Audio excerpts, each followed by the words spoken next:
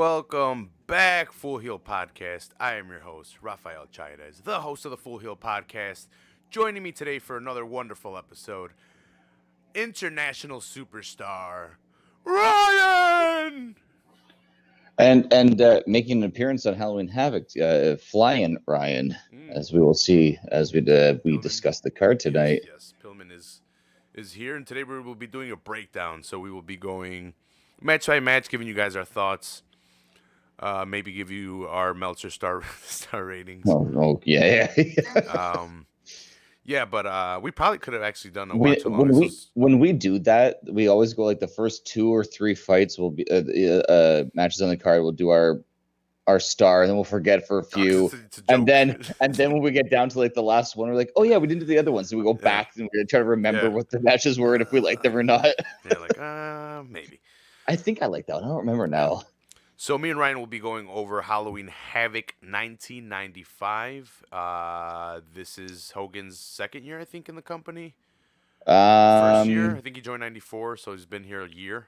Yeah, he might have joined end of 94, early 95, somewhere in that time. Yeah, he was there for 94 for Nitro's launch. Yeah. So this is just over a year he's been with the company. And this is the Giants' first match, so the Giants' first in-ring appearance. He's appeared on the Dungeon of Dooms, whatever thing.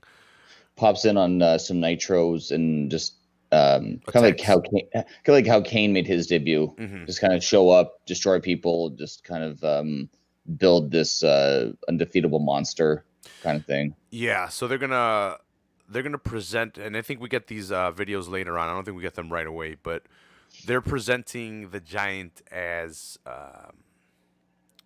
the son of Andre the Giant. So they're trying to recreate. Yeah, that's right. Yeah, they're trying to recreate the storyline of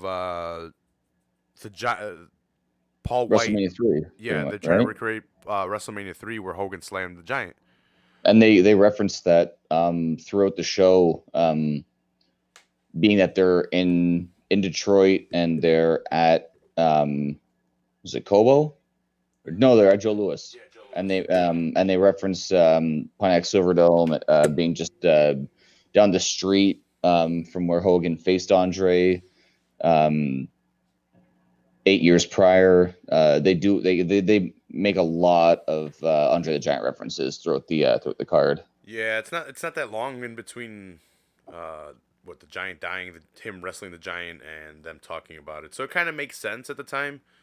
How they've gone with the Big Show, I guess they when he went to WWE, they kind of try to steer away from that whole Andre the Giant gimmick and give him his own thing. Mm-hmm. Which is a shame because like when you see the Giant at I think we discussed that last week. He was 25 or 26 here, making his in-ring debut. You add 4 years to him, letting him build up his knowledge of the business and everything. You take that on Paul White physique and put it into WWE, and he could be unstoppable. But man, he really let himself go. Likes them cheeseburgers. Well, we saw him smoking last week, right? Like smoking down to the ring, just not caring about his diet anymore. And you can see the difference between 98 and 95, how big he got. 100%. It's complete night and day. He was a basketball player, so he needed athleticism. He needed to have cardio. He needed to be able to jump around, and he was able to do all that stuff. But I guess popularity and getting paid in WCW really changed that for him. And you want to be like you saw it with Andre too. Like Andre wasn't skinny. Like as his career went on, he started getting bulkier, and you can tell that with Andre or with Paul White, he tried to do the same thing. Yeah. Me and Ryan actually did an episode on Andre the Giant, so you guys can go ahead and check that out in the that's right. Archives. It was more on the ESPN documentary. The documentary? Yeah. It was more kind of reviewing that and going over his history, not really his matches, because I don't think he had iconic matches besides the Hogan one, and it's because Hogan slammed them. And I would even say he doesn't have great matches as he had great moments. Yes. WrestleMania 3 is known for the slam. It's not known for a fantastic match. The match itself was borderline on a 3-star. That slam bumped it to a 5-star easy because it just makes it that much bigger. But Imagine that slam just being done without a crowd now, like in COVID times. Seriously. No one would have cared. Or Which if it was and the only reason I bring it up is because it seems to, and I'm weary of it, but it seems that they're letting fans back in. They're opening up a lot more, not just in Florida, but around the country. hmm And look, I'm not scared of COVID or getting sick or of getting it. If I get it, I have a pretty good chance of fighting it off. The thing is, they've already set standards and regulations to where they're following these standards and regulations. If an outbreak happens again, they're cutting off fans. They're not going back to like, oh, we're gonna reduce it. No, if an outbreak happens again, they're gonna Yeah, limit our yeah. restriction, or they're gonna restrict us even more, and it's gonna get worse. It's getting cold, A- and it's AEW and WWE did it right with the performers watching. I like that a lot. hmm Um, that being said, I do find it weird that AEW and WWE does it also. But when they had, was it last week? I think they had the performers all around in the arena watching um, Dynamite, and then they had FTR watching on a TV backstage. yeah. I'm like, you get your pick of your pick of the arena anywhere you want, and you're just stand backstage and watch it on TV. I thought that was kind of funny, but no, like But do you know why they did that though? I don't know if you noticed that. They um, were making fun of how WWE superstars stand and look at the Titantron sideways, standing all weird when it's only oh, them. okay. Because later on, I don't know if it was that same segment, but they had, or no, it was a different segment.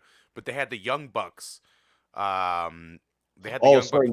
Maybe that's what I'm thinking of. Maybe it wasn't FTR. Maybe it was the Young Bucks I'm I thinking think you were of. talking about the Young Bucks. Yeah, but the Young Bucks were completely turned into the screen, and Matt comes and he's like, "Hey guys, just for TV purposes, can you guys stand like this?"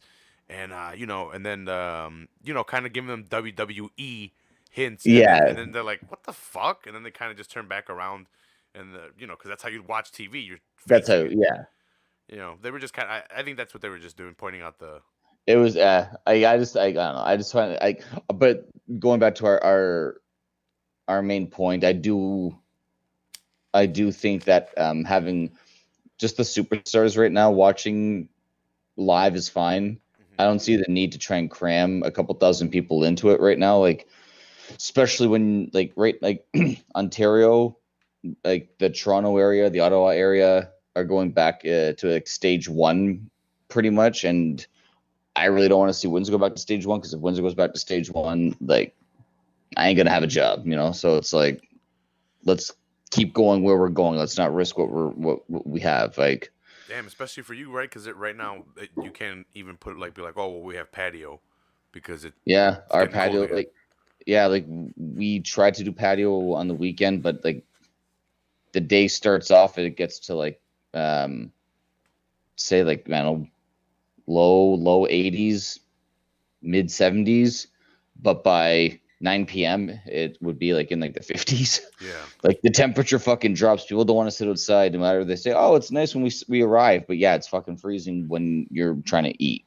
So Yeah, it's getting too cold for even that shit now. So either COVID dies and goes away, and we all got herd immunity, which I don't think that's the case. I think we're gonna get hit with a second wave, and I'm not being.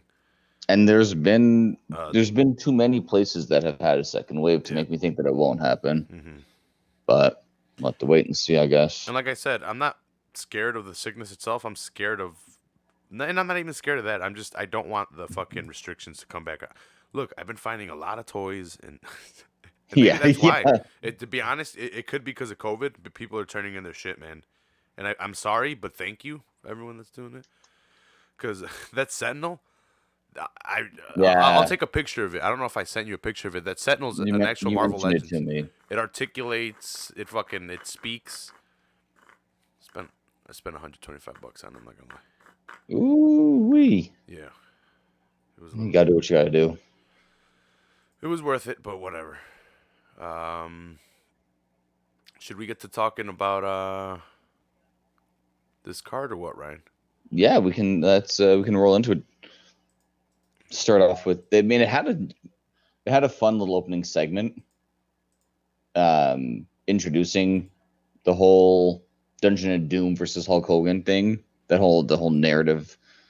Um, setting up the Giant and Hulk Hogan, the um, muscle car, the not muscle car, monster truck battle, followed by the one-on-one battle in the ring. So they're telling you that two monster trucks are going to go on top of Cobo Hall and duke it out before the Hogan match. That's a fun little intro, I guess. So Yeah. And sorry to cut you off. They also start off by they're telling us that Brian Pillman and Arn Anderson attacked Ric Flair, which he was supposed to be in oh a tag right, team match, with Sting taking on Brian Pillman and Arn Anderson. and this is a fantastic storyline too. Yeah, It's a very very short storyline, um, but I mean, Sting and Ric Flair go back from like '89 to 2001, so this is a short chapter in their thing, but it's a fantastic storyline that they but tell. adding into their whole story, their whole history, it's pretty awesome because I think it was before. It had to have been before this because next year the NWO is coming and Sting's going to turn into Crow You Sting. But turn into Crow soon, yeah, yeah. at one point, this is man 89, 91. Sting wins the title, and Flair wants him to drop. Or no, he wins a chance to challenge for the title, and Flair wants him not to take it because I think Flair has the title, and he's like, "No, I want the opportunity to face you for the title." And they beat the shit out of Sting, and they kick him out of the Horseman. He was like a horseman Yeah, for that's like a right. second, and they kick him out. So this is kind of another betrayal in the history of Flair, Sting, Surfer Sting. Yeah, And this is Surfer Sting for those people wondering. It's he's wearing orange and black for Halloween Havoc. yeah, yeah. The But subtleties that they do for this show too. There's a lot of orange and black and dark colors yeah, tossed around. yeah. And then the first match is gonna be Johnny B. Bad or Johnny B. Good. Is it Johnny B. Bad? Yeah, right. Johnny B. Bad, Yeah, Johnny B. Bad taking on Diamond Dallas Page, a very very no no no yeah still young. young, young in his career, but I Yeah, think he was like he's like it's like 35. 38. He's my age. Yeah, When he's he debuted, he's my age yeah. going into this. But I was thinking if he doesn't have the green pants, and I think that's when he really started off when he had the green pants Yeah, and like and his he hair also was a had little the bit different. and it was almost like I can't tell if it was a tank top or if it was like a full out like onesie, but he had the tank top with Yeah, the pants with the big yellow diamond on it. yeah. This diamond Kimberly, sucks right here. Well, I'm Kimberly looking at looking it. Yeah, Kimberly looking good as always. yeah. Kimberly on the outside keeping score. So right now, Diamond Dallas Page he's kind of manifesting his heel character. He was kind of the diamond, or he had the diamond stud with him. He was And he had Max Muscle. yeah, he has Max Muscle with him, and um, and this actually was a fun little story, like the intro to this with Johnny Bad was supposed to face Sting for the U.S. title. Sting's the U.S. champion at this point in time, and he doesn't show up for the match, and Sting ends up winning, and you find out that Johnny Bad's doing a promo with Mean Gene Okerlund. He's like, I had a flat tire. He's like, this is your, Mean Gene says, you got a chance for the title. You couldn't call us. You can get a hold of us. He goes, I don't have a phone. I don't have this. Like I had a flat tire, and then Diamond Dallas Page and Max Muscle and Kimberly show up, and they're kind of like mocking him. And I forget who it was, but one of them drops the ball. He goes, oh, what? You're sorry that you had 4 flat tires, and it's the timing is brilliant when Johnny B. Bad goes, 4 flat tires? How'd you know there was 4? I only mentioned the one. And as he says the one, he just sucker punches DDP. And yeah. and they end It was up DDP's guy that says it. Max Muscle. He's like, Max Muscle. Yeah. hey And Page, how is it that how bad luck that he had 4 flat tires? And he's like 4. yeah, and yeah, like the second he drops him, like they just kind of end the promo and they roll right into the match, and Johnny B. Bad and it's weird because the champion comes out first, which you don't see often, but DDP makes the walk first. Television champion. Yeah. I like that belt. That old TV belt was nice. Yeah, I'm trying to get that. I think I might order it. There's only 20 left in stock. The Goldberg Bret Hart WCW 2-pack with the Oh yeah. with the United States. They have the original United States Championship from WCW. Like the WCW one. Yeah, That's a nice one. it's $40 and it's at price, so I think I might get it. I don't know. It's not bad. Yeah, I did buy a lot of shit this weekend for no reason. gonna start making No, there's beats. always a reason, right? Yeah, well, yeah, I'm gonna start making beats. For those people that don't know, I bought a beat machine. What is it? The Arturia Minilab MK2. I don't know. I was I'm a little late today because I was playing with it. I got here today. It's pretty cool. It'll be Uh, worth it in the long run. yeah, so they dropped it off on A Amazon. couple late shows I'll will have be worth it intros in the and shit. long run, right? Yeah, I'll have intros and shit and outros. But so I don't know if this means anything. So they threw it over the fence and it fell into a pile of dog shit. So I don't know if this means that my beats are gonna be the shit. You know, that's an omen. But Oh, yeah, very right. nice, very Nah, nice. I don't know. They threw it in dog shit. It's a little. It's kind of funny. They definitely like, oh, we got delivered to that Mexican again. Where's the oh, look, perfect, the pile of shit. Boop. Yep. I bet he aimed it into there. 100%. Mm-hmm. Mm-hmm. Like, how did you not see the dog shit? Just that fucking jerk. He's probably these assholes didn't clean this. That's what you get. Yeah. So this is a 17-minute match for the world television title. Yeah, they gave them some time, Yeah. which when you look at the next few matches, which we'll talk about, I kind of wish that they took some time away from this for at least one match in particular. Mm-hmm. But we'll get to that when we get there. But it was I mean, prime Mark Marrow, Johnny B. Bad, what you want to call him, an up and coming DDP getting his big break. Like this was a fun match. I like this match a lot. Mm-hmm. I'd probably give like half, 2.5 stars. It was good, but it wasn't like anything crazy special. It was the length that did it for me. Mm-hmm. You take away 5 minutes from this match, and it probably a lot better. Maybe it's because I wanted DDP to win.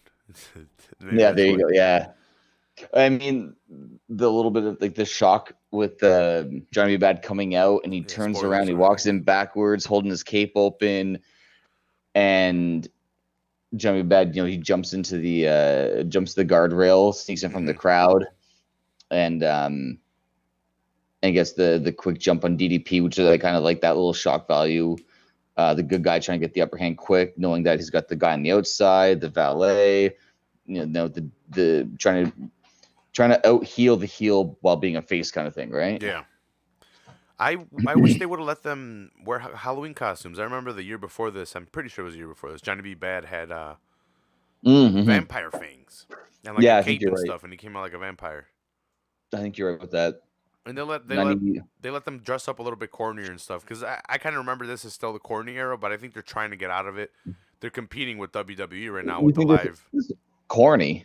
You thought this was corny? Two monster trucks on the roof of Kobo. Yeah, pretty You corny. think this is corny? They thought that was super awesome. Oh man, they thought they were cutting edge over here. Dude, a complete waste of time they did. But no, like it was a good little match. It served its purpose. And the TV title was a 15-minute time limit on TV. So I don't know if they went above the 15 minutes just because it was the pay-per-view to kind of show people that, hey, look, normally this match would have been a draw, but because it's pay-per-view, it keeps going until there's a winner. I know that in prior TV title matches, they mentioned that. I didn't hear them mention it on this pay-per-view, but I'm thinking that maybe why they went a little bit more than the 15-minute mark, but some fun little action. DDP hits the diamond cutter at one point, and Bad kicks out. DDP almost gets knocked into Max Muscle. Then he does get knocked into him. He rolls him up. DDP kicks out. Like there was some fun little back and forth moments throughout the match. Yeah, where Kimberly holds up the 10 for Mark At one point Marrow. she holds up the 5 for DDP at one point. Yeah, and Max Muscle's like, "Hey, what the fuck?" Yeah. And And then he beat the shit out of her and started slapping her. I was like, "Whoa, man, this is crazy." yeah. You ain't Chris Brown, you're Max Muscle. Yeah, calm down Not over too there. soon. Nah, he's fine now. They forgave him. You're good. Yeah, that's right. Yeah. He's all forgiven. Even Rihanna forgave him. Yeah, well, it's funny what a couple $1 million in the bank account will do. Yeah, you're right. And she came out and forgave him, just so you know. But no, it was Bad. Eventually, Bad picks up the win. Yeah. becomes the new uh, TV champion. Max Muscle tries to get involved, doesn't really help. No, Max Muscle. I feel like I've only seen him on a couple of random things with DDP. I don't recall ever seeing him doing much else aside from being like a henchman for DDP. Yeah. But Yeah, I couldn't tell you when. Yeah, besides exactly being a henchman for DDP. unless he had like a mask on at some point in his career, or maybe he had a big Japan run, I can't put him in WCW or WWE or ECW. And I could be very wrong. He could have had a big run in ECW in the mid to late '90s that I don't know about, but he just seemed like a very random character. I don't know if it was because Kevin Nash was with DDP, then he jumped to WWF, and then Scott Hall was with DDP, and then he jumped to WWF. I don't know if they're just trying to find someone to keep DDP going. Like now he's a manager turned superstar, but they want to keep an entourage with him in some way, shape, or form for the sake of the gimmick. I don't know, but he didn't seem to serve much purpose outside of setting up the match with the 4 flat tires comment. Yeah, exactly. That was pretty. Like, he didn't really serve too much. He was just out there in his tights, looking like he not really doing too much. Don't appreciate beefcake.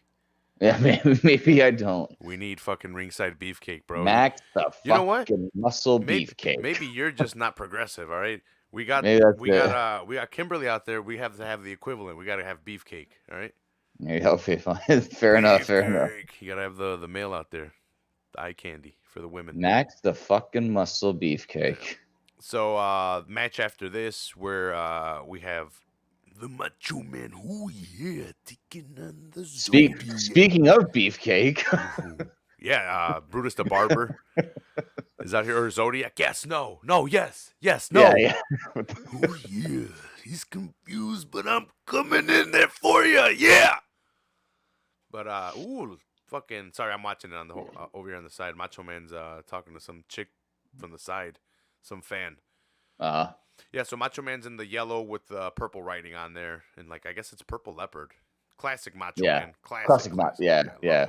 That early to mid '90s Macho Man gear with the kind of like the shirt's kind of tattered. It's not quite tassels, but it's not an actual T-shirt. It's ripped in some ways and kind of tied up a bit.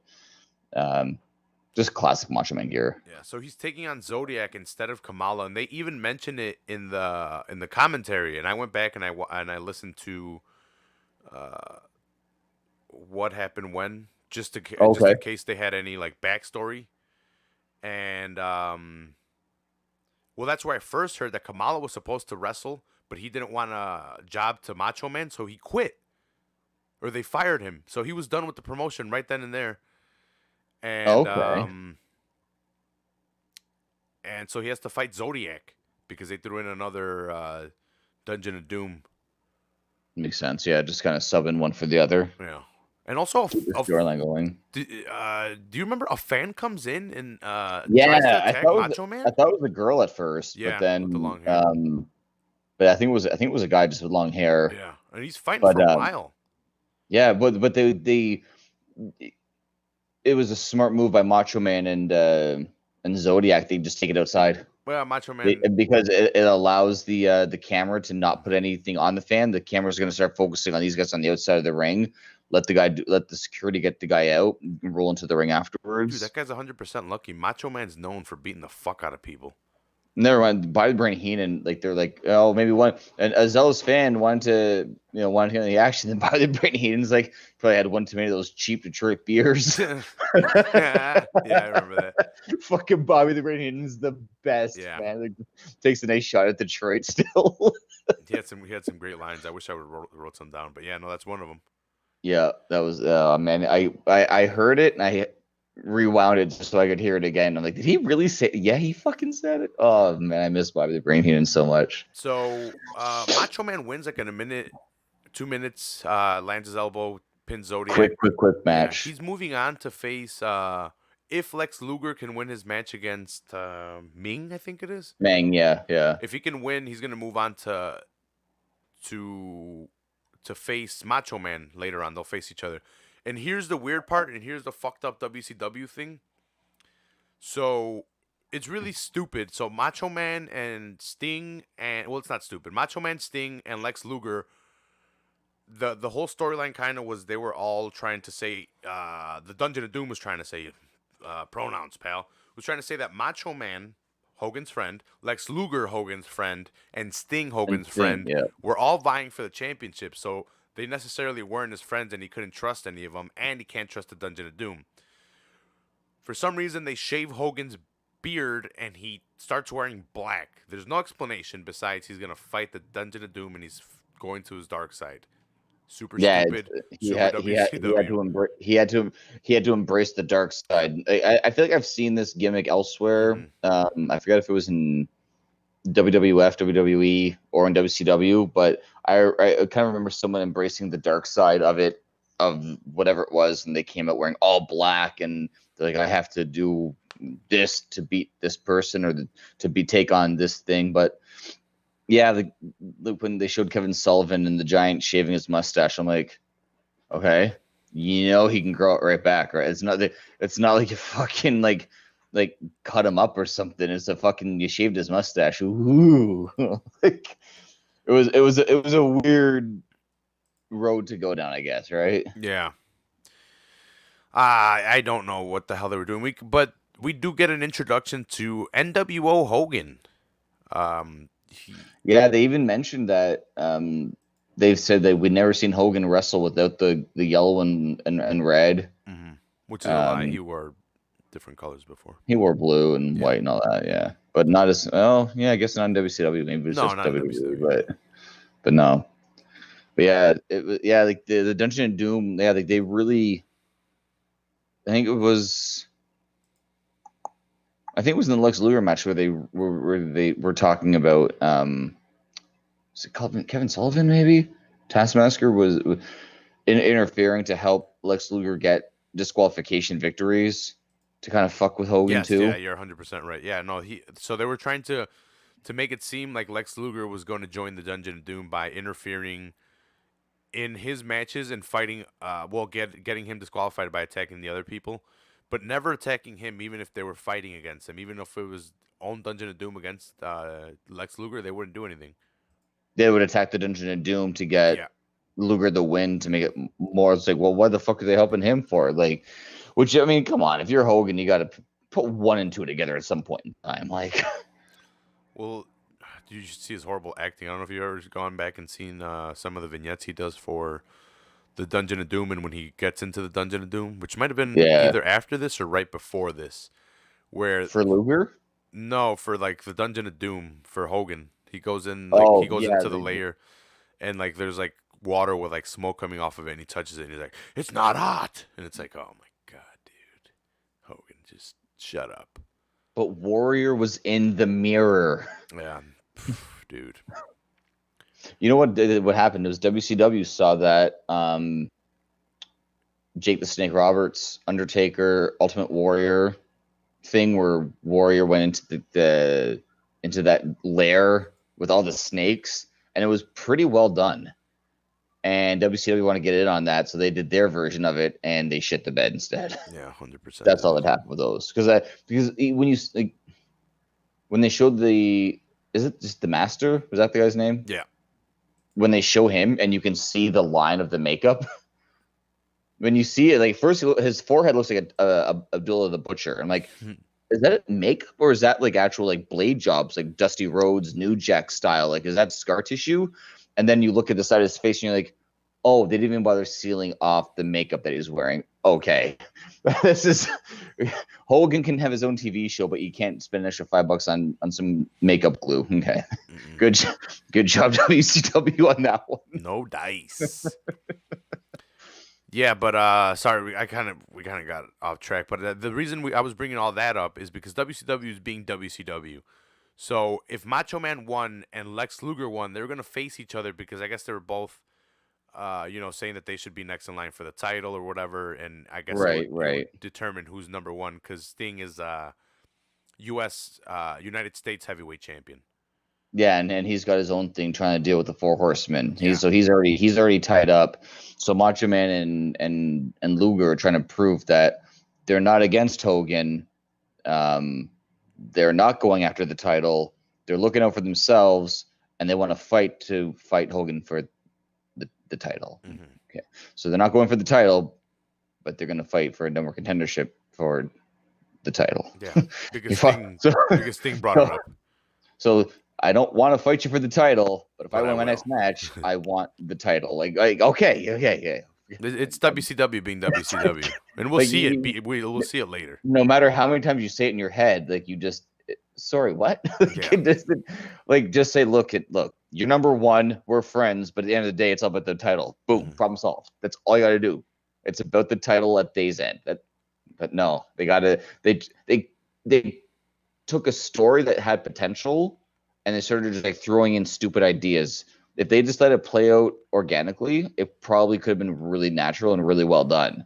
But they tried to tinker with it too much as it was happening, and you can't do that. Nope. But Anything else on this match before we move on? The 2-minute match. I think this was my favorite Zodiac match. Weren't many, but I guess against the Macho Man it would be one. Yeah. Next we have Kurosawa with Colonel Robert Parker taking on the Road Warrior, Hawk. The best part of this entire match was the build-up where Hawk gets his arm messed up in the promo. Mm-hmm. That was the best part of this whole match. Yeah, he like, does like this match was like this is not a pay-per-view match. I'm sorry. This is a 0 star. I'm guessing the Animal was probably out injured, and that's why because Hawk's one of the problems. Because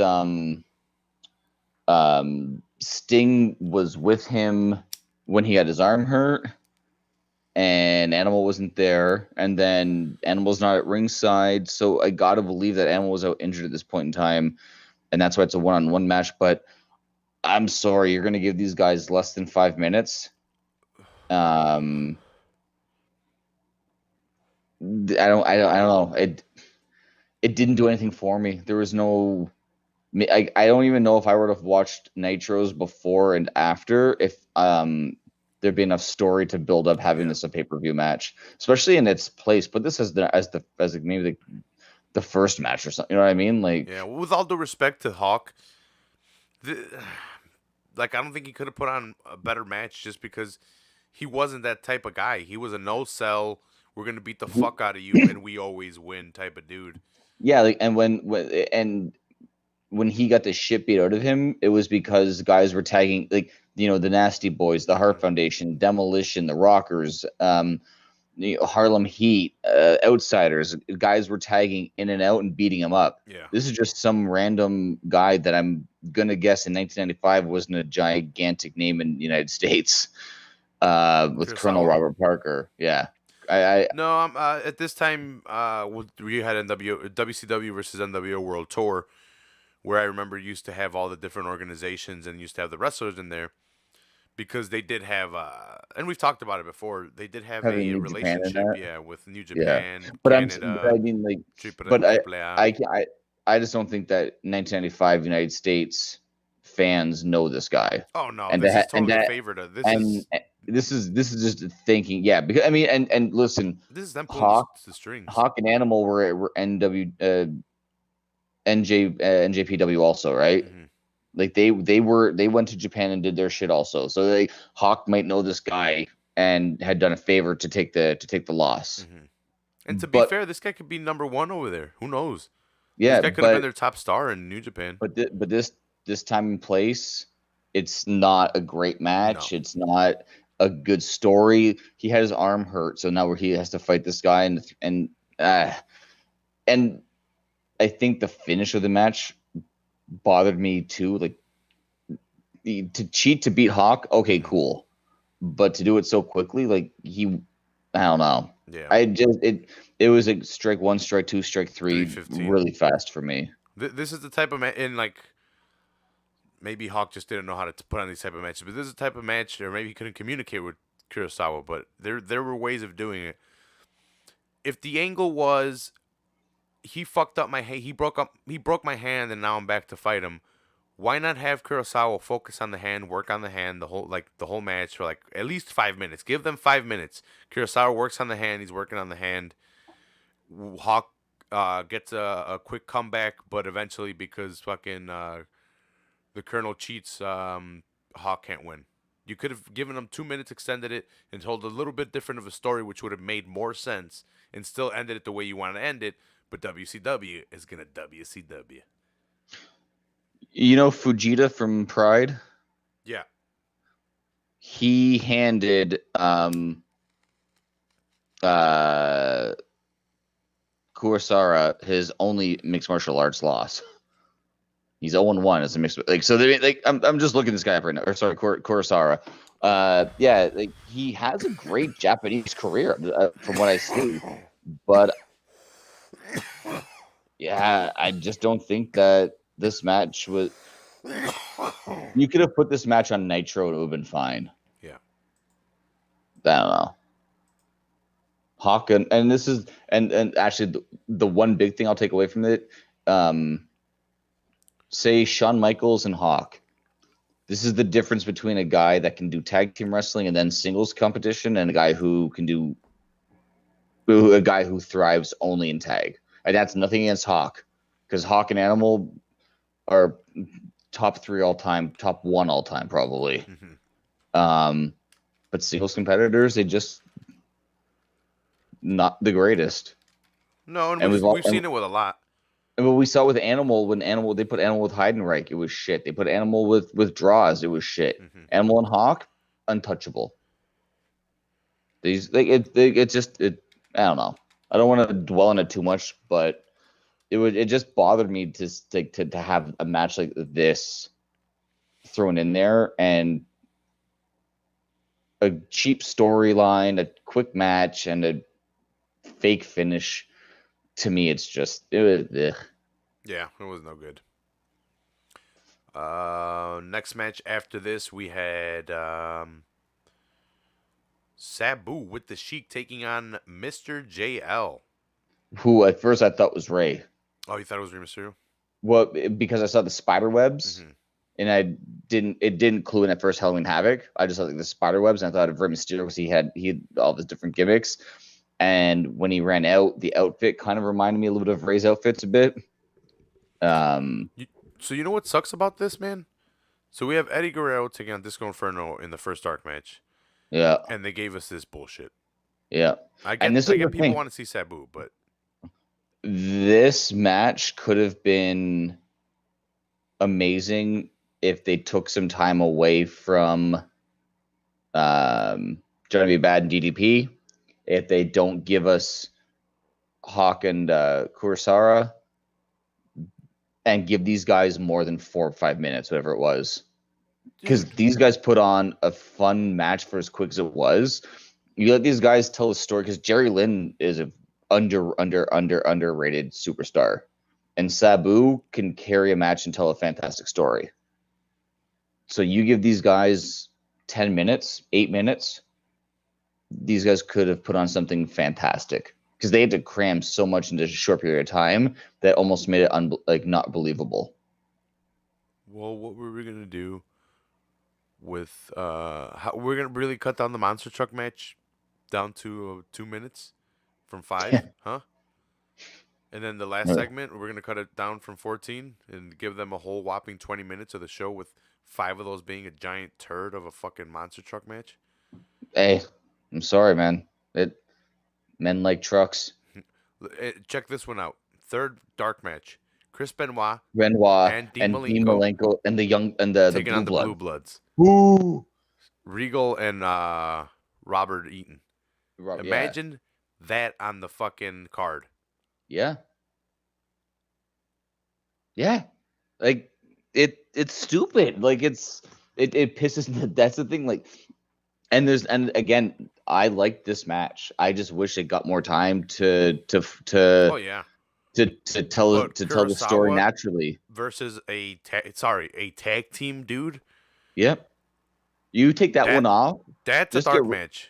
You get rid of that match altogether and give these guys. How long was this one here? This match was 325. 3:25. You give them the other 3:15.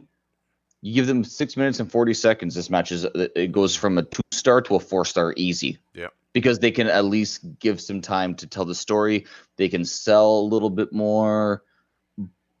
Nah. You're in Detroit with the original Sheik and Sabu. Sheik takes a nice hit too from Sabu and Oh, kicks him. yeah. Sabu does When Jerry Lynn went over the top, was it? no, it's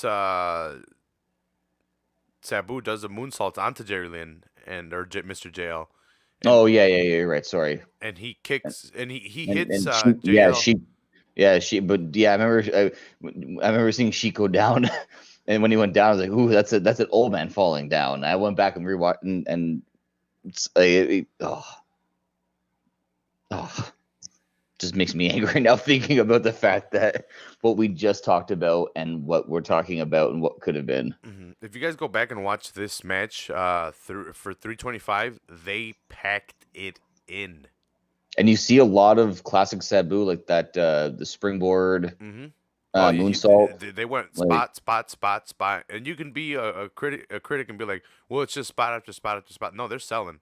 And you can be the critic and say that, but then you had to realize why they had to do it that way. Yeah, and then they like, oh, didn't have any other option. Yeah, it was okay. Listen, we can either cram 6 fantastic moves into 3 minutes, or we can do 2 fantastic moves and sell. Mm-hmm.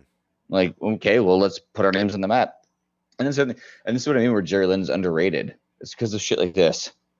Yeah, if you give Jerry Lynn the time to shine, they put a mask on him and they only give him 3 minutes. Like, yep, there you go. And then he goes to ECW and tears it up. And then he goes to WWE and they misuse him. And then start his career. WWE doesn't misuse anybody. They misuse themselves, right? I think he went back to WCW after his WWF run in the late 90s. I think he did. I might be wrong on that. Mm-hmm. But yeah, no, they put on a badass match for how short it is. Mm-hmm. Give him more time. How does Sabu win? Do you remember how he wins? Is it just clean, or does it was a clean win. He went. How did he go over? It was a clean win. He did. It wasn't. There was nothing dirty on it. I think so. It should come up in a second. These guys should have been a tag team. How they were dressed alike. Mm-hmm. And it was just the springboard off the top rope. Was that it? Just like the. And then the Sheik hit him with a fireball in the face afterward. Oh, I forgot about the fireball. Yeah, I remember they were talking. That was a fireball. Like they were really trying to sell that point afterwards. Yeah. Did he hit him with 2 of them then? Did he hit him with one before that we didn't see? No, right? It was only one. No, I think it was just the one. Okay, yeah. And it kind of like he just kind of threw it across and didn't really hit him in the face. And then you fast forward 3 years and Hogan tried to do the same thing and almost burnt off his own eyebrows. Yeah. He doesn't have hair besides the eyebrows. But it was just the kind of the RVD thing where he does it too. They both were doing it in ECW. Where he jumps up to the ropes with his knee, and he hits off his legs, and he. Sabu, I think, did it from the turnbuckle to the rope, where RVD did it. RVD did it from the turnbuckle to the rope. RVD jumped he just did it differently. That's what I think RVD jumped from the ground to the turnbuckle and flipped, where Sabu jumped from the turnbuckle to the rope and then flipped over. Well, but same style, but just like a different. It's like the frog splash. Different guys have different technique, different finish to the move, kind of deal. Yeah, it was his own thing. But that's how he ends it. He ends a clean, quick 3-minute match, but jam-packed full of action. Next match after this is Lex Luger taking on Meng. They gave them, let's see.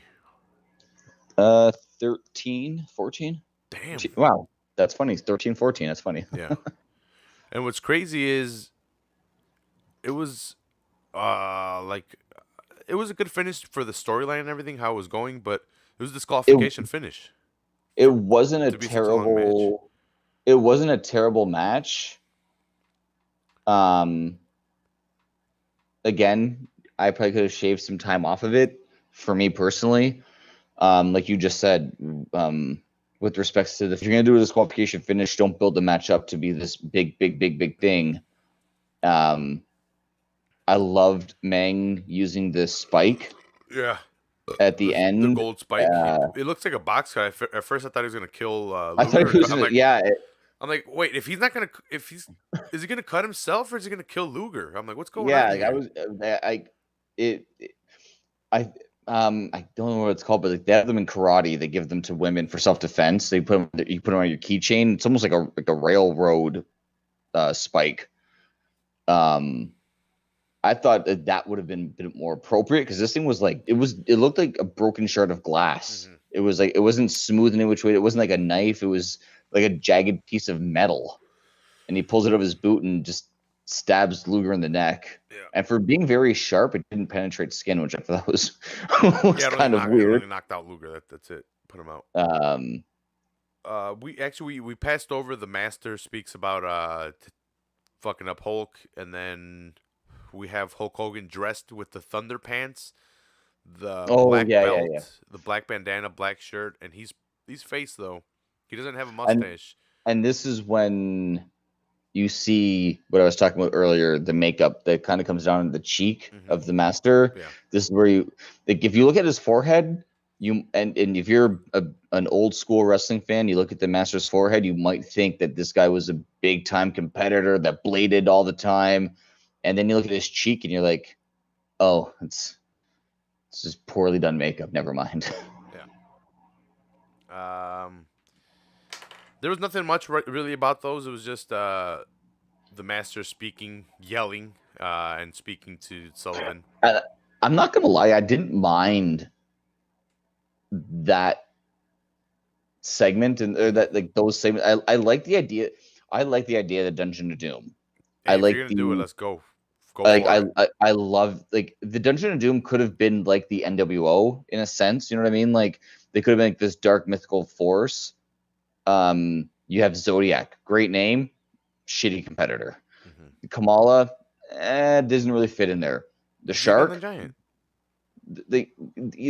It could have been a lot better when you see the promos that were being cut. Very Undertaker-ish. Mm-hmm. They weren't terrible. It was just instead of polishing the trophy, they used sandpaper. Yeah, and that's kind of what happened, I feel. It's just, to me, it was they were trying to fit squares into a round square peg round hole. Yeah. It's because they were trying to use the same formula from WWF. Let's get all of Hogan's get the big guys to tag Hogan. Yeah, they brought him over where they were hiring him in WCW when they brought Hogan over because Hogan was kind of telling them to. So they were trying to just give us the same shit, but tell us it was different. They were fucking pissing on me and telling me it was water. It's just like, or it was raining or whatever. Whatever they say it is. I'm high, all right? I'm high. But they also give away a Harley after this segment. I think I missed that part. Oh, you didn't see it? It's where I don't think I saw that part. Black. He's all in black. He's got the lightning pants. Oh, just where they're cutting where the monster truck runs over Hogan's Harley. Yeah, they should. Yeah, right before. Yeah. Oh, okay. No, I was thinking more like the In Your House where they have like a raffle. But they do have a raffle. Well, I guess they do. I don't know.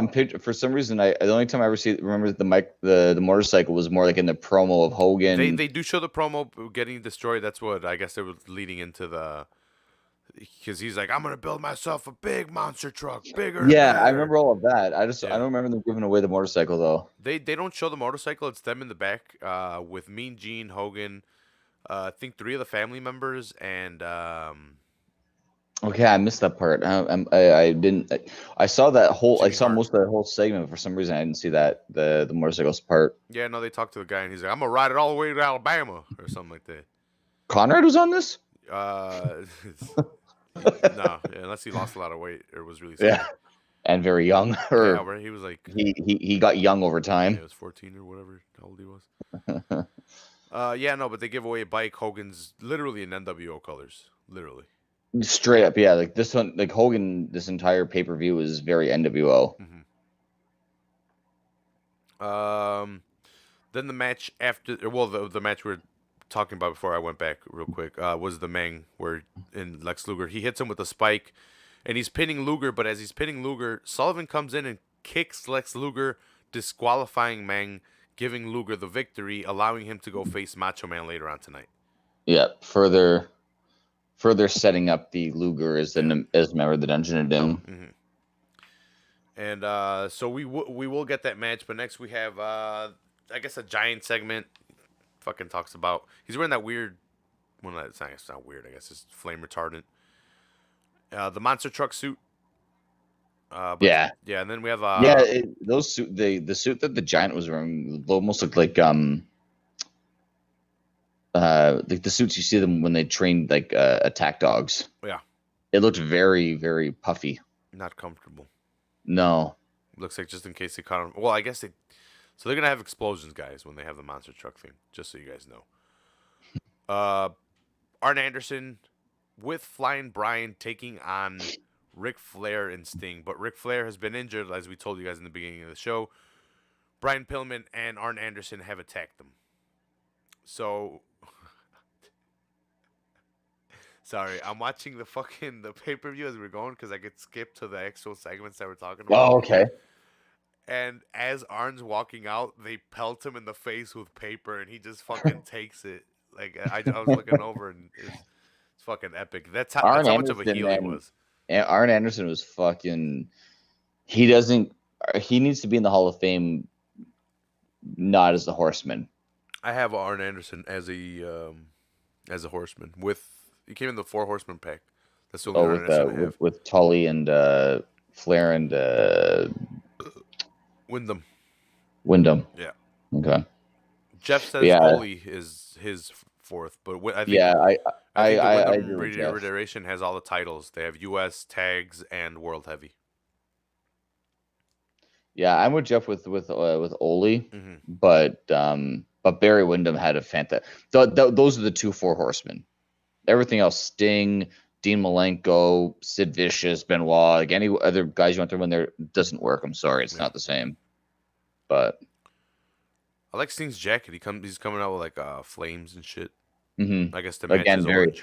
Very Halloween themed, like you were mentioning earlier about his orange and black makeup. I wish they would make this the exact Sting Halloween Havoc 95. They have, but without the jacket. They got to put the jacket on him. Yeah, I don't think I've ever seen, outside of the Crow with the trench coat, I don't think I've ever seen a Surfer Sting with a coat. Well, I have the USA one. Oh, you do too. Yeah, I do have the USA one. I stand corrected. That's right. Yeah, because I'm trying to think, like, anytime I ever remember seeing Sting, like Surfer Sting, it was just the trunks and that was it. So I'm gonna hit you with this one too, but there's a caveat to it. So there's a second Surfer Sting with green that comes with the green jacket, but here's what they did. They took the USA one, same model, same mold, same jacket, same figure, painted, just made an Elite and turned it green and did the green Sting. Same fig. So you can get So I watch videos online and shit like that. And they compare the fig, and they're like, what the fuck, this is the same fig, but this one is $30 because it's a defining moment, USA colors. This is the same fig, same accessories, same everything, just different paint job for $20. It's a $10 difference for the same fig. That's why people were like, what the fuck? But it's a good Sting fig. I would have bought it anyway. If he was wearing green during a defining moment, that'd be $35 also. That's how it goes. Yep. Like, if you see an American flag with 49 stars and you see an American flag with 50 stars, which one are you gonna buy?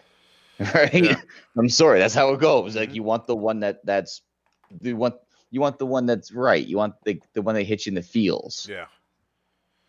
So I do have that Sting, and I have them open, so that sucks. I wish I could find them. They do have a Zack Ryder with that exact same jacket and Elite. They did release that toy. Do you know Zack Ryder's now with AEW? I thought he was out. I thought his contract ran up. Yeah, well, no, he's not with them. He's just like, I'm not with. He's a free agent now, isn't he? Yeah, yeah, he's probably gonna show up in Actually, what do you call it? Impact. Fucking that one AEW guy signed with WWE. He was a hot prospect. Miro broke the news. He had long hair, kind of like 5 o'clock shadowy. Beer money? Fuck. Hmm. Beer money guy? No, no, no, no. The fuck was that guy's name? I think he was with AEW very, very quickly. I think he's more, Oh, more. He's more. He's whoa. more indie circuit, but I think he had a. I He think, came out and helped Jericho, right? And then he left for like he came yeah, out he like was. He once. was. They call him an AEW veteran for the sake of WWE. Is now taking an AEW guy, but he was only there for a cup of tea. Yeah. He was. He wasn't there for long. The fuck's his name? This is driving me insane. I know who you're talking about. I just can't. They talk about him on what happened when. Mm-hmm. Yeah, I know who you're talking about. I just can't remember his name. Yeah, he was there for like 2 Benjamin weeks. Carter. Yeah. That's it, Benjamin Carter. Dude, did you see what happened at NXT? With what? With that guy that fucking broke his ankle. They were putting him into a. You didn't see it? No, I haven't seen NXT the last 2 weeks. Oh shit! So the guy actually, you remember at the pay per view?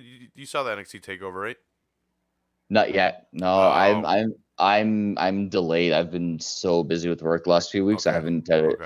I have a bunch. I got SmackDown, Raw, NXT all Well, back cataloged. at the end of the pay per view, um, This is the Finn Balor, yeah. Kyle O'Reilly one. hmm Yeah.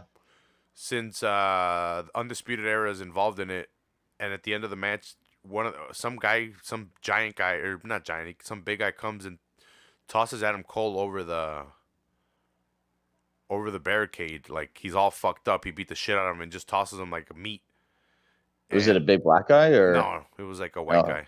'cause I saw And that some giant, like 7'3" black guy just debuted as AJ Styles bodyguard today. okay, I can't. He's just some new guy. I don't know. yeah, no, but he threw. He threw Adam Cole Yeah, he threw Adam Cole, and it was like, what the fuck? He just like ragdolled him over the thing, and that's kind of how it ended. And then the next week on basic NXT. on on NXT, I forgot what it was. Who was he facing? But they jumped out at him, and his leg folded under him pretty much, and it like broke. Oh, ooh. Uh, and he's out. No, I can't see I don't see his name here. Whatever. People know Tommaso if they keep Ciampa, Ridge Holland. I think that's his name. Yeah, Ridge Holland seemingly suffered a bad injury that made the entire a freak injury. I'm like, oh shit, It's yeah. pretty bad. I just saw the picture. I just saw the picture of his ankle. That that I looks ruined the angle for you, but he ruined the angle by himself by breaking his ankle. So, ankle ruined. Oh, Yeah, and they were about to put him into something good, dude. I'm telling you, he threw Adam Cole over the barricade, and Ridge Holland. I think I remember hearing. I got to go back. I got to catch up soon. he's kind of big too. Big guy. Because I remember this guy's that name's kind of jumping out to me, and I feel like I've heard a little bit about him in about like the last month, like maybe signing and debuting. It might have even been Ridge Holland taking on Cole. Is that what the match was when he hurt his ankle? I'm not sure it was, but he didn't have that many matches since the pay per view. Yeah, that Ridge Holland name kind of jumps out to me. I feel like I may have seen some promotion for him. Mm-hmm. But no, I didn't hear with that ankle, and that thing looks fucking wrecked. Yeah. Like that. That's a couple of months on the shelf for sure. Yeah. 2020's done for him. Yeah. So this might have been my most enjoyable match of the night. 17 minutes for Sting, the absent Flair, Brian Pillman, and Arn Anderson. What happened? I thought we were talking about the monster truck because you said most enjoyable match. Oh, well, for me, this is my favorite. That could have been your favorite. Yeah. No, this was a fucking great match. Yeah, I love the match. I love the story. They beat up Flair before the match, so he's not there. And like we talked about earlier, it's just one of those, like um, 19 or no, sorry, like an 11, 12 year story of Sting versus Flair. This chapter of their story, so Hmm. well done, and it's a very quick, short segment in the sense of Flair's leaving the Horsemen, and he's helping Sting out, and Sting can finally trust Ric Flair, and it's just so well done in so many ways. Yeah, if you guys don't know how Arn Anderson works, he's an incredible worker, works great with anybody. Kind of works like the Revival. If you guys saw them in WWE, they're now in AEW. It's that style, that grind you down style, beat you down He against reminds the me a lot ropes. of he reminds me a lot of FTR, the Revival. Yeah. When FTR debuted on the main roster, I kind of hoped that they were going to put Arn Anderson as their manager, Hmm. because it just kind of, you get that vibe off of those guys. Yeah. So they made Arn face and they made Tully heel, and Tully's actually their manager now. Okay. Yeah. So they put Tully with him. So Tully's gonna. So I think I don't know if you're gonna like this. I think AEW is gonna form their own Horsemen. Four Horsemen. Yeah, because they have Tully as the manager. First, he was manager to the Perfect 10. What's his name? Perfect. Oh, yeah. Adam Rex. What's his name now? Um, Anal Rex? No. the fuck is that guy's name? I know who you're talking about. He was in NXT for a while. Yeah, the Perfect 10. I forget his name now. God, yeah, no, I can see him too. God damn it, my Uh, brain is not work. I'm working way too much. I'm ripped. But Tully's Tully was I have. his. I've slept in the last week. I have about 24 hours of sleep. Oh fuck. Like, I haven't slept, like, not because of work. I just can't sleep lately, and Hmm. I'm working like an idiot and doing shit around here, and my brain's slowly shutting down, I think. But Yeah. I know who you're talking about. He was in and out of WWE really quick. By the time he got big, he was almost on his way out. So, but sorry, continue on. I cut you off. I'm ripped. I forgot what I was talking about. Perfect 10, Oh yeah. Okay. FTR, Tully, and Tully's his manager, right? Or he is his manager, but Tully then became the manager of FTR, FTR. and so we're missing one more with a manager Tully, a previous Four Horsemen.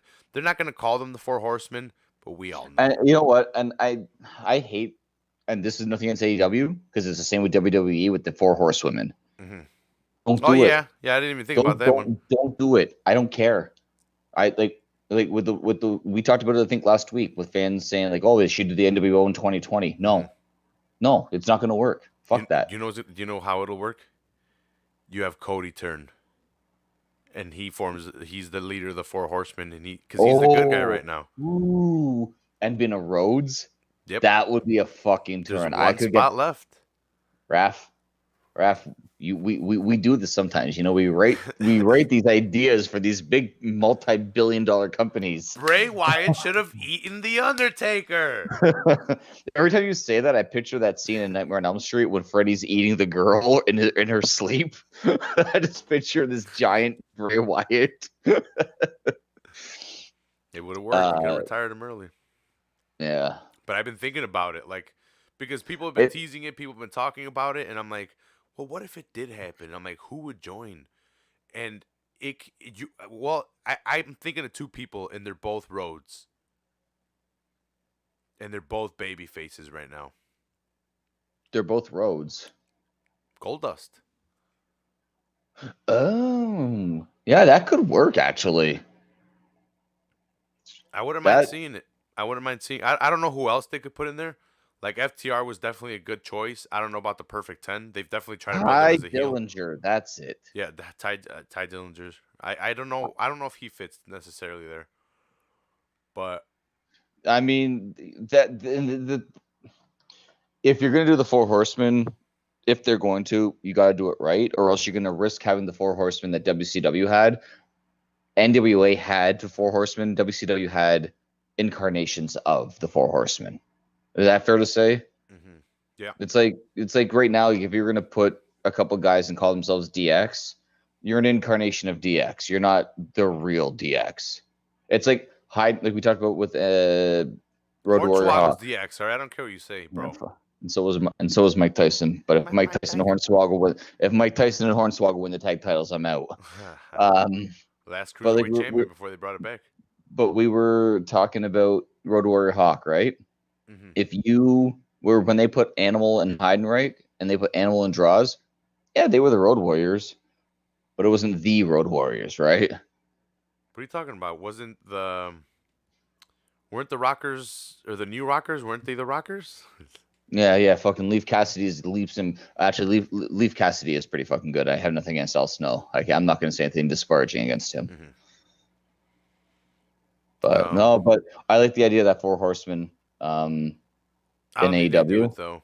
I don't know. Maybe if It depends on where they're going with the Dark Order and Jericho's group and all that shit that's happening. I feel like right now they have like this like they have a faction here, and then they have like some like underlings, and they're very close to becoming WCW all over again. let's do it, baby. Maybe it's because I'm from Chicago, gangland, and I just want to see the. But I mean, like, you know what I mean? Like the NWO kind of it was NWO going over and the lesser guys losing. Like, I don't know, but we'll see what happens. As long as they don't let one group take over, I think we could have some factions work out. But if you have a whole NWO thing, it won't last more than 2 years. And people by the end of it will be fucking tired of it. What WWE needs to do is legitimately get factions. Vince doesn't like factions, but actually, I was thinking this the other day. The second that Vince McMahon is no longer in charge, and Shane and Hunter are running the show, WWE is going to go to the stratosphere. Because Vince McMahon is the only reason why shit's not working out. People shit on WWE, shit on Vince McMahon. No, dude, if they put some storylines together, which they are right now, dude, they're getting me back into it. Like with I like the Randy Orton McIntyre one; it was all right, but I don't think it was gonna go anywhere past what they did. I think they're doing Hell in a Cell, right? The best that they could do for those two guys, and I like McIntyre and I like Orton. The best that they could do would be trade the title. They weren't going to have this fantastic storyline that's going to last for 6 months like The Rock and Austin. They're not going to do that, especially with COVID, like where you need a pop here and there. Well, this is my thing. If there's no fans, baby faces need the fans there so they can get the pops. The heels, not so much. If they're champion, they don't necessarily need the boos because we know they're bad. But the crowd needs to be behind the baby face for them to be it. Like we don't have that right now, like at all. So I agree. Take the title off of McIntyre. I want him to work. Right now with no fans, he's not gonna work. You know, what they should do is take the title off of him, have him enter the Royal Rumble, kind of do the story he did last year. He's going to the Royal Rumble to win it, to take everything back. But have him go out at number 3 or number 4. You know what I mean? And build that story of like, fuck, I lost my title. I'm in the Royal Rumble. I'm going to win it back. He gets so close. He can see his shot at WrestleMania again. He loses. Yeah. And he does. And then in next summer, he, give him some programs, maybe with Seth Rollins. Give him a solid little like secondary storyline in the company and let him go forward from there, and then Money in the Bank next year, put the title back on him. Yeah, something like that. You've probably been busy and haven't kept up with the Roman Usos story. Yeah, like all that's gotten me back into it. All my WWE lately has been seeing some quick results and some highlights of what's happened. But I haven't sat down and watched like start to finish a Raw, NXT, or SmackDown in about a month maybe. Here's what I hope happens. I hope the Usos join Roman and we get a fucking. Oh, God, that would be a fucking click. I think we talked about this last week. Yeah, they need to do it. They need to pull the trigger on that. As good as the storyline is, and as shitty as it might sound, throw Tamina in there. Throw a girl in that mix. Same with the Hurt Business. Throw Naomi in that. Why not? I heard we are getting someone a female in the Hurt Business. Maybe more than one. The way that, because I was thinking about like the other day I was talking to a friend um about like how the women's wrestling grew. Main evented WrestleMania, women's Money in the Bank, women's Royal Rumble, and then they just kind of like stop. Becky Lynch is gone. She's pregnant. And but you know what I mean? Like I feel like, and I was saying to my buddy, like the best thing that they could do is they're slowly getting factions up and running again. Throw a random little unexpected cog in the machine and throw a woman in one of those into that, and then you can all of a sudden start building. Have fucking what I would want to see in her business, if not Naomi, Shayna Baszler. Ooh. That'd be pretty good. She's bad fucking ass. You imagine her in them, because she's MMA. Mm-hmm. She was in the Hurt Business. Yeah. Yeah. I would like to see that too. Back to the match. Oh yeah, that's right. We're talking about pay-per-view, aren't we? Yeah. No, I'm joking. I'm joking. No, yeah. Yeah, so Sting fighting back here and there, but just being this manhandled throughout the match. Teasing the crowd for the comeback. There was a fantastic sell by Brian Pillman in this match when he was knocked outside of the ring and his eyes are open and he's rolling his eyes back, but he's laying still. Mm-hmm. And even the announcers are like, "Look at him! He's out cold. He's out cold. He's on." Like, it was a brilliant sell by Brian Pillman. Yeah, I know what you're talking about because Bobby the Brain Heenan brings it up. He legitimately, if you watch MMA, you know that look of a guy getting knocked out, mm-hmm. right? That's exactly how it looks. Yeah, so they're teasing, and we never get it. And finally, Sting tags in Flair. Yeah, he tags in Flair. Oh yeah, Flair comes down to the ring. Flair out of nowhere comes down. Yeah, we forgot to. And so all of a sudden, but he's in his dress pants and his belt and his shoes. He's not in ring gear. He's in like from the hospital, rips his shirt off and let's go. Mm-hmm. So Sting is trying to fight for the tag, but they keep on isolating him in the corner. He finally gets the tag on Flair. And Flair, that classic strut. Yeah, Flair runs against the ropes and struts like he's gonna hit. And they place themselves beautiful because Sting is in the corner trying to recover and get up, and Arn's gonna he's right in the middle of the ring. He's gonna get clothesline. He's gonna get slapped. He's gonna get something. Yeah, and Flair fucking hits Sting. And dude, when he hits Sting falls into the ref. Mm-hmm. And I don't know if it was on purpose, but when Sting hits the ref, it takes like about a second or two, and I think this is a professional referee. This is the mark of a professional. When Sting hits the ref stumbles and falls down. I don't think he was supposed to go down, mm-hmm. but I think I feel like he sold that. Oh shit, I was hit. I should go down. Yeah. Which kind of added to that. Like, it kind of makes you think like, fuck, man, Flair hit him so hard that when he hit the referee fell down. Like, you know how many times you said, "I'm going to hit you so hard that your father's going to feel it." Well, Flair hit Sting so hard the referee fell down. Take out the ref. Yeah, like it was a great sell. And then the triple team and Sting fights back and Sting sees some color. I don't know if he got the Scott Hall blood packet properly or if it was legit blood, but Sting picks up the win by DQ, mm-hmm. which I don't understand how Sting got I don't get how Sting wins by DQ when Flair was his teammate. You should be able to hit your teammate and not be disqualified, but that was a kind of WCW. Why does Flair win if he's the one that got disqualified for hitting Sting? I think just because it was Sting and Ric Flair. Man, it's WCW. I don't know, maybe they just disqualified Arn Anderson and Brian Pillman, so by default Flair won. I don't know. It was a fantastic match, and again, just the shitty finish, like we talked about with Meng and Lex Luger. It was a solid story being told, and just I loved the finish. It would have been better if maybe the referee was distracted in so much way or knocked down. Mm-hmm. and Sting tagged in. There you go.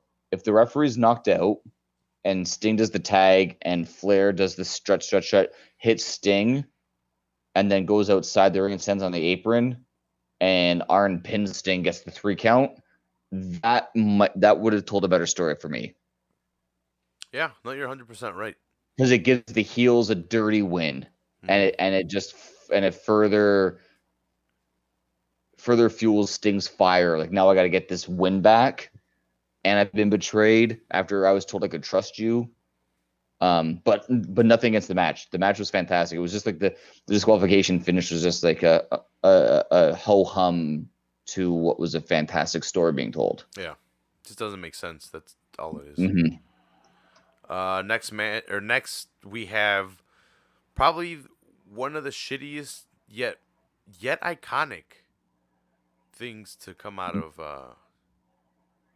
WCW or wrestling itself, because it's still talked about to this day. Not only do they have a monster truck fight sumo wrestling match, they killed a man. Yeah, they killed the Giant, and after this, he's gonna get a WCW championship match. No matter what, like there wasn't a stipulation for the monster truck. The monster truck was just, you destroyed my motorcycle with the monster truck, so I'm going to build a bigger monster truck and beat you. And then after my monster truck beats you, after my monster truck beats your monster truck, I will beat you in the ring. Doesn't make sense. Yeah, remember in Fast and Furious 1 when Paul Walker and Vin Diesel are racing, and then after Vin Diesel lost, they put on boxing gloves and they went to their local gym and sparred. Same thing, because that's what guys do. They race cars or they crush monster trucks and then they fight. That's how you show you're a man. My car is better than your car, and I'm better than. It was stupid. Oh no, man! It was no, really it's dumb. And the weird thing was that they were tethered. It was a sumo match. But they were tethered. Like there was like a bar in between the two things. Like it's like, I mean, obviously, I'm not gonna pretend like I'm stupid. Like whatever. If the car crashes, obviously there's gonna be like some give. It's gonna go one way or the other. So they had to be. But they zoomed in on it so much. You could see that like with what like it was like tug of war more than anything else.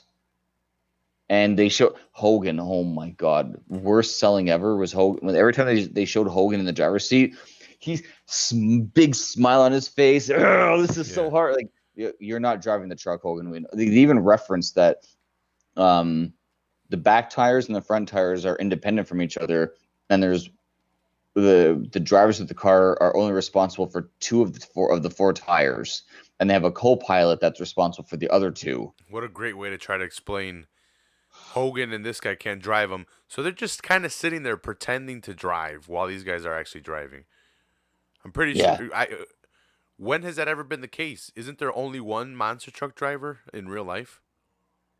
Or was that real? I think there's always only been one driver. Yeah, right. And the reason that they explained there's 2 people handling 2 different axles. One guy handles the front, one guy handles the back. Was so they could explain why they had 2 people in the car, right? But when they showed the car, there was no second driver. They never showed him. I may have missed it, but I don't know if it was like a robotic thing within the car. I don't know. It was the camera angles. I think they only showed like they would only show his face. Because they had angles where you could see that there was like where they would show say that the giant they showed the giant driving. Mm-hmm. You had a clear view of Hogan's monster truck and there was no one in the passenger seat. I don't know. Yeah. I don't know. Do you know there's a justification to Hogan throwing him off the roof, right? The Giant tried to kill Hogan. He tried to snap his neck, Steven Seagal style. Oh yeah, that's right. They did I forgot to mention that. In those promos, Hogan, like, they were like legit trying to fucking Mortal Kombat, your soul is mine kind of stuff with him, man. Mm-hmm. Do you remember the Giant used to have his chokeslam? He would come down with you and land on his knees. Yeah. Yeah, that's right. Almost like just bury them. Yeah, it looked pretty devastating. Yeah, but no, Hogan had a neck brace for a while because of that, because they snapped his neck in a cage. And then after he gets out of the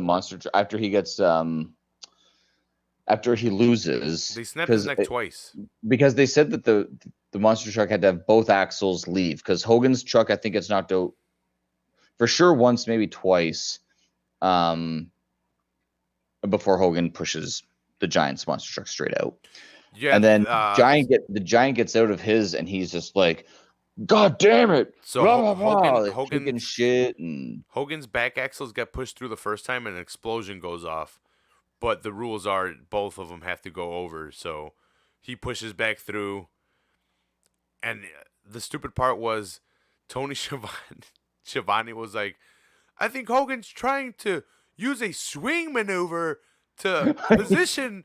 And I'm like, oh my gosh, Schiavone, just shut up. I guess you gotta do whatever you gotta do.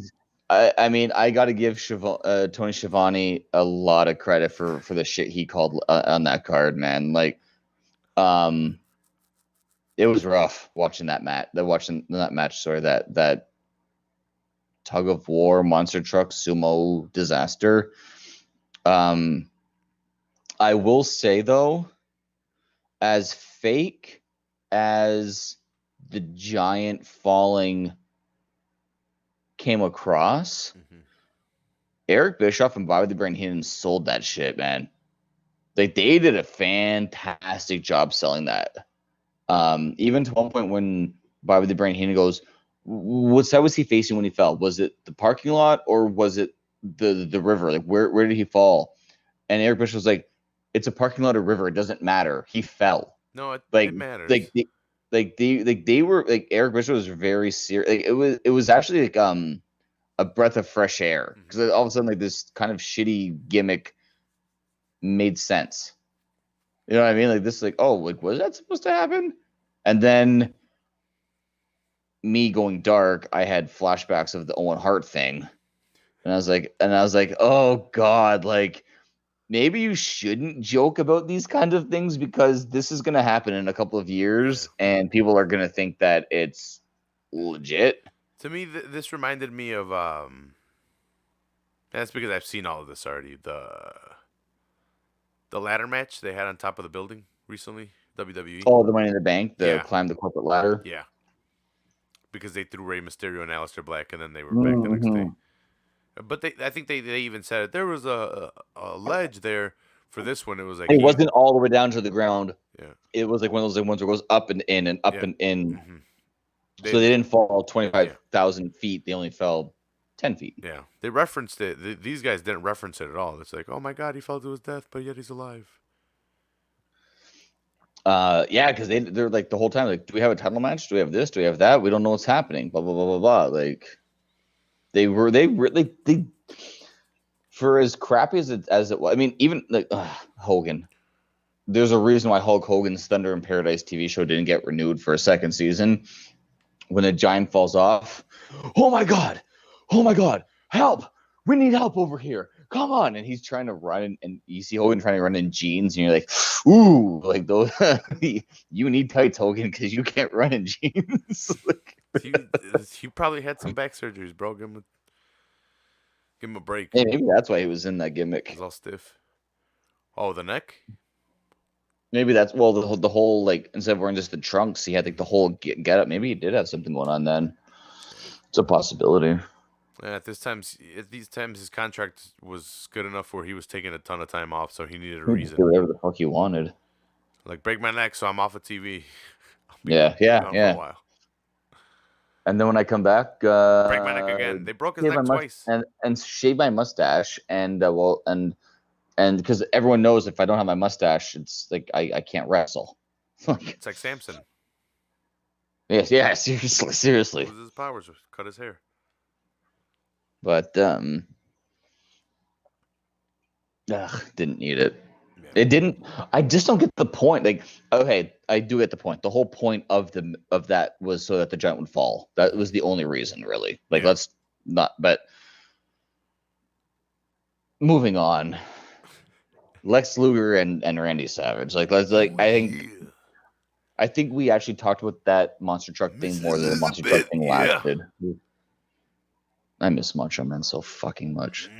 Yeah. And the Macho Dig it? Man misses you, yeah. I don't know. Maybe I am insane. Maybe I am dead. Maybe I'm not, Ryan. Yeah, maybe I'm incarcerated. Oh man. R.I.P. What is? I wonder if he had a legit injury because they didn't bring it up. His arm, For what? like Sorry. super taped up for match. Yeah, it was. I noticed that. Yeah, I don't know. I'm Yeah. trying to remember now if I saw it in the first match. I don't remember now. Too much jacking, Ryan. Yeah. That's not true. Look at me. No tape. You have better technique. Yeah, a lot more experience. I don't have Miss Elizabeth. Oh yeah. This is what this match is for. You think you can take Liz, huh? Yeah. This really is both of them that. Her Yeah, first Luger husband was and then the. Luger. I Yeah. mean, I don't mean to say the reason why, but Luger's was where she did die. Yeah, Dude, she's been dead 17 years, and that holy still fuck. fucking blows my mind that it's been that long. I thought she died in like 2010. Nope. She died before Hogan, right? Or sorry, no, before Before Macho. Savage. Like 8, 9 years before Savage. God damn. Yeah, she died in like 03, 04. I'm mind blown that it was that long. Drugs will do it to you. And now you see Luger's doing DDP and he's actually like up and walking. Yeah, I heard about that. That he can actually walk. I mean, I'm not the biggest Luger fan. I definitely marked out to him back in the day. Mm-hmm. Um, being well versed in wrestling now and watching him, does he belong in the Hall of Fame? Yeah. Am I upset that he's not in the Hall of Fame? No. But I don't want to see a guy like him paralyzed and on death's door. You know what I mean? Like no one. It's you don't want to see the business that you like hurt people, Mm-hmm. and to know that DDP is once again helping another guy find himself. It's I love it. Yeah, it's good to see. I haven't heard anything on Scott Hall yet. Nothing's come out. I know that they've basically said like we're here to help kind of thing, but we'll have to wait and see what happened there. Yeah. But these guys have kind of a short match. Not too long of a match. 5 minutes, 23 seconds. Well, because the big match is coming up, Yeah, baby. yeah. And we have Luger kind of beating up on Macho Man most of the match. Yeah. Uh, Yeah, it was. Yeah. Luger just kind of did it. That's the thing too. Like I thought was a very bizarre thing. How did Luger get the shit kicked out of him for 15 minutes? Macho had to kick the shit out of a guy for 3 minutes, and then Luger has more energy and more strength. yeah, that didn't That make was sense. kind of bizarre to me. Like that, if you go back and you watch the 1993 King of the Ring, every match that Bret Hart does, he looks and acts more and more and more tired. Mm-hmm. Luger, this is my first match of the night. Mang didn't fight him tonight. Like, no, that was 3 days ago. What are you talking about? You know what I mean? He had no sell of his previous match, with that. That was very, very bizarre. Kind of took away a little bit for me. Like there was no realism that he had just lost a match. If it wasn't for the Taskmaster kicking Mang and kicking Luger when Mang was pending him. Yeah. But I don't know. It was just I don't know. It was just weird. And then Macho picks up the win. Yeah, Lex Luger bumps into Jimmy Hart and falls because I guess they clunk heads.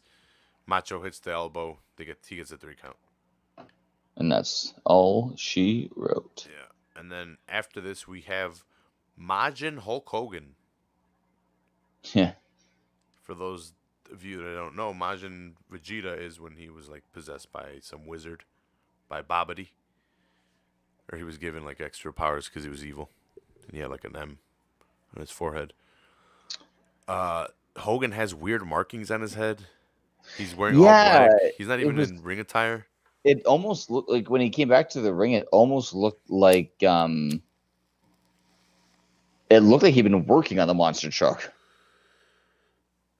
Yeah, It looked like he had like grease all over his face and shit, like yeah. because it's smeared, right? Like He's got the Kevin Sullivan markings Never mind, Kevin Sullivan coming out looking just like Hulk Hogan's younger brother.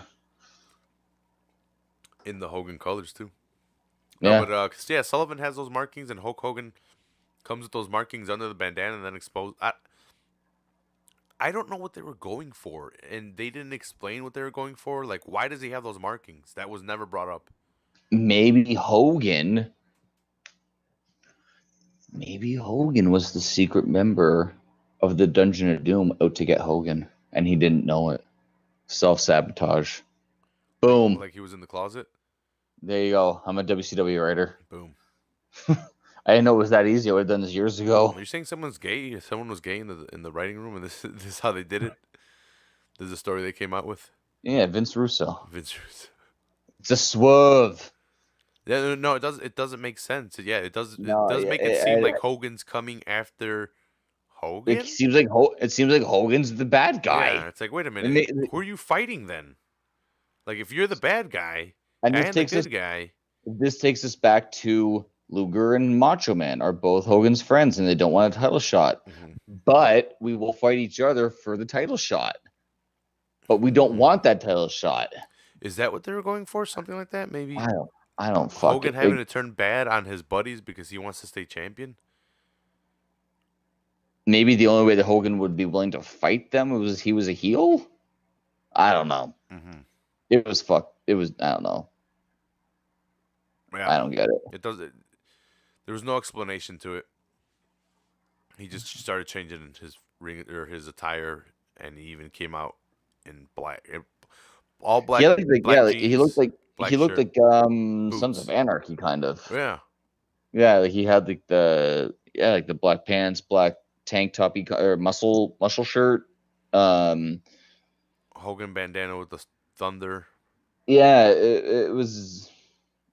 it was the same look that he had on the Nitro promo that they cut when he had his neck broken the second time, and he came up with like the black neck guard Yeah, after they shaved his mustache and everything. fancy.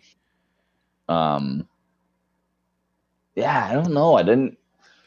I get it. Like I said before, like channeling your I'm gonna have to channel my inner demon to beat the bad guy kind of angle. I've seen it before in wrestling. Maybe that's what they were hoping for. I don't know.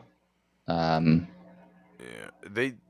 to me they should have had the Giant come out soaking wet to make it believable that he fell into the water and not on the cement and died. Ooh, that would have been a nice little thing. Well, yeah, just make him jump in the shower for 2 minutes. But you know what though? Because he had to get changed of his clothes, because he had that outfit on for the monster truck. So then it was in his singlet. So he wouldn't be wet because he had to get changed. I think the better thing, actually, now that I think about it, building up your thing, having him being wet, have him be wet in what he wore in the monster truck race. Mm-hmm. Like he literally climbed out of the fucking Detroit River. Yeah. That would have been it. So this is how stupid it is, Ryan. The markings on his head, there's no rhyme or reason to it. So the bell rings and he takes off his bandana and gives Jimmy Hart. You are so good looking. Sorry. You are so good looking. Thank you. He gives the Giant a look, and the Giant looks over at Sullivan, and Sullivan's like, "Get him!" There's no explanation to it. Yeah, no. Why would there be? WCW, baby. Yeah. No, but I don't even know. It was a very Andre Hogan match. A lot of. That's all it really was. Was this a very Andre Hogan? A lot of Giant just beating up Hogan, double X handles. Hogan getting up. How many times did he Hulk up? Bear hug against the ropes. Yeah. There was a couple of times when I don't even know how to describe it. It looked like he was going to bear hug him in the middle of the ring, and maybe wrap his arms around Hogan and just fall forward and like drop Hogan to his back. But instead, as he held Hogan, they ran into the ropes, and then he held him against the ropes and just squeezed him. Yeah, there was a lot of tests I of don't know. strength. It's hard to describe. Yet, if you watch the match, you'll understand what I'm trying to say. It looks like he's going to try and tackle him, but instead of falling to the ground, they just back into the ropes and just stand there for a while, and then he just lets him go. Yeah. And then I did like when Hogan bit him. Yeah. Like, yeah, okay, he's going desperate. Okay, fine. Like, I like that. Okay, we're gonna see emotions here. Here we fucking go. Like, Hogan's gonna do what it takes. And then amazing camera angles by WCW. I'll give them a lot of credit for the camera angles. When Hogan hits the leg drop and the referee's out cold. And I was like, why the fuck's the ref out cold? I rewound it. I didn't see it. Rewound it a second time, and I saw Jimmy Hart jump up and swing, and you see Jimmy Hart jump onto the apron, and then as they turn to the second camera angle, you see the referee fall down. Yeah. I was like, oh, that's fucking perfect. Perfect. Like that, if WCW had that camera guy running the show, they'd be still in business. WCW for you. And then, if you thought the finger poke of doom was as bad as it could get for WCW, man, I give you the Yeti. Oh, thank that guy wakes up every morning saying, "Thank God they covered my face." Like, I don't like. Otherwise, he'd be forever known as the man who butt fucked Hulk Hogan at Halloween Havoc 1995. Yeah. Like, So, did you a ever, double bear hug where you're thrusting and shaking, like, and then they do it to Macho Man. did you ever hear that the Yeti was supposed to be El Gigante Gonzalez? No, I never heard that one. Yes. So the Yeti was supposed to be El Gigante Gonzalez, but upon landing, this is all from What Happened When, according to Conrad Thompson and their research. I'm giving them the credit. Now, was he? So he went had left crazy. WWE at the time. He wasn't with WWE Because because because that would have been 90. Yeah, that would have been 94. Yeah. Yeah. So he, upon arrival to the United States, I guess he went 93. crazy. 93. Yeah. Really? Yeah, and they had to get Ron something. I forget the guy's name. The Simmons? Yeti's names. Yeah.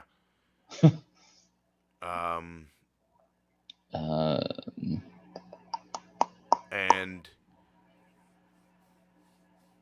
they had to get this guy instead. So what I'm thinking is, so you know El Gigante Gonzalez, right? And you know how he had like a muscle body and Sasquatch hair. Fuck! He didn't have a mask on the whole time. Who? Sorry, Ron Rice is Ron his Rice, name. Okay. He was Reese in Raven's Flock. Oh shit! Remember the guy that did that double choke slam, the double-handed choke slam, and he would fall forward? Yeah. That's Yeti. Oh shit! Yeah, I had no idea about that. That's wild. One of his early nicknames was Big Ron Stud.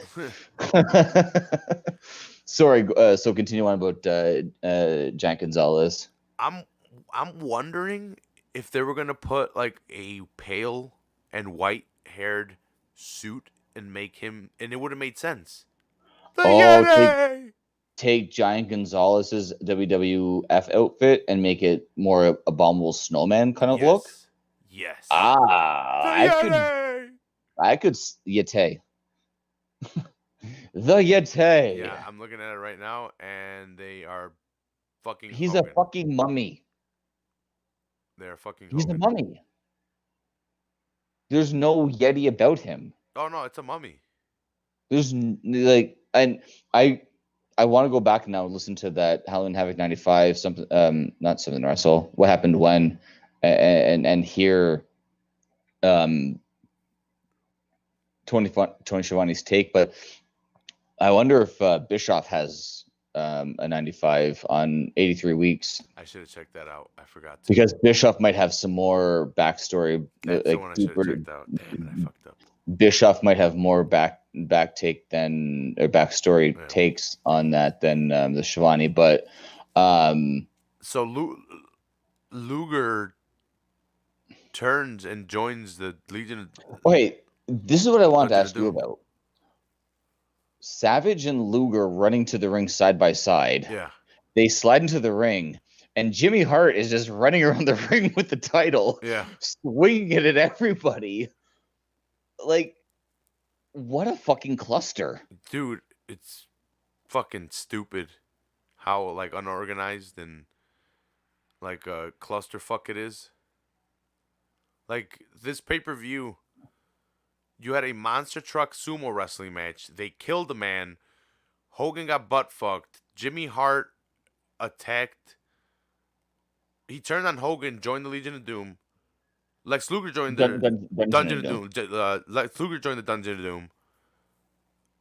Savage and Hogan are left beaten. Yeah. Savage and Hogan both get butt fucked by the Yeti while the Giant holds them. And okay, here's my favorite part of the whole thing. The announcer says, "Your winner by disqualification, the Giant.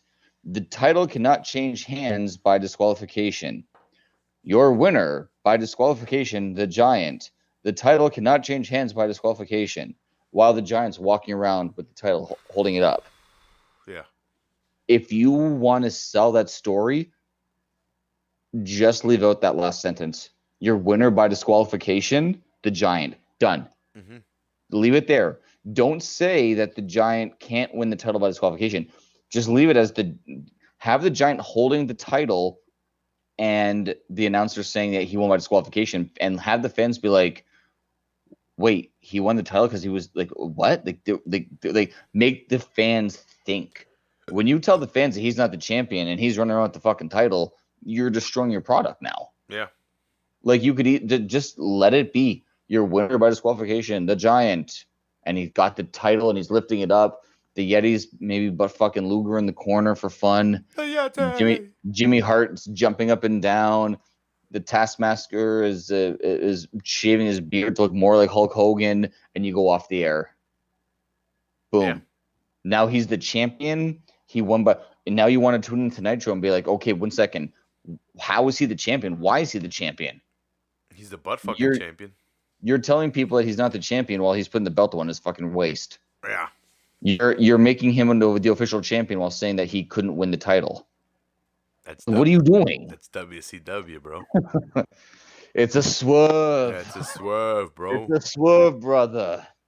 But no, it's just those stupid little things that irritate me. Mm-hmm. I think what pisses me off is that you're that close to having an okay, lack of a better term, swerve. You're that close, and then you have someone, you make the point to announce a second line that erases everything you just worked for. Like, that's it. Think of a year from now, dude. NWO. Complete 180 of like of how far creative. They go. Mm-hmm. Like it's, yeah. Let's see. And then it's Macho Hogan. This main event didn't make sense. The only reason it didn't make sense is because they were paying. They paid them to have Macho Man in the main event in a title shot because Slim Jim was sponsoring. Right. Halloween Havoc. Yo, man, I want to fucking get that Slim Jim Macho Man figure so fucking bad. You don't know. Yeah, that's a badass one. I want to snap into it. Oh yeah. Mm-hmm. Well, Ryan, looks like this is the end. Yeah. Mm-hmm. Have we done a Macho episode? A what? Have we done a Macho Man episode? No, we need to do another. We need to do a Macho. We need to do a DX. Yeah. All you listeners, go back. I think it was a year or 2 years ago this week that Raph and Jeff did the Legion of Doom. Go back. I went back and listened to it. Go back and listen to it in honor of Hawk and Animal. And that's your homework for this weekend. Don't watch Halloween Havoc 95. We did it for you. Go back and listen to Raph and Jeff talk Legion of Doom from a year ago. I learned a lot. I went back and watched a lot of, because Legion of Doom's right. It was right out of my age range, and it was right in Jeff's age range because he's a little bit older than me. Yeah. I knew. I grew up with Legion of Doom. I was about 8, 7 when they were in WWE the first time around. maybe it may have been a bit younger, but I remember being 7 or 8, knowing them, Mm-hmm.